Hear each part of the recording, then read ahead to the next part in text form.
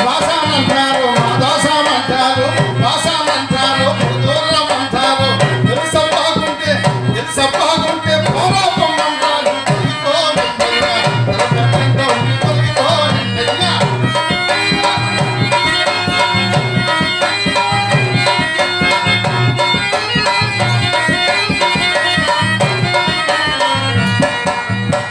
పురుషునిగా ముందే కాడు కాడ కురుసుందే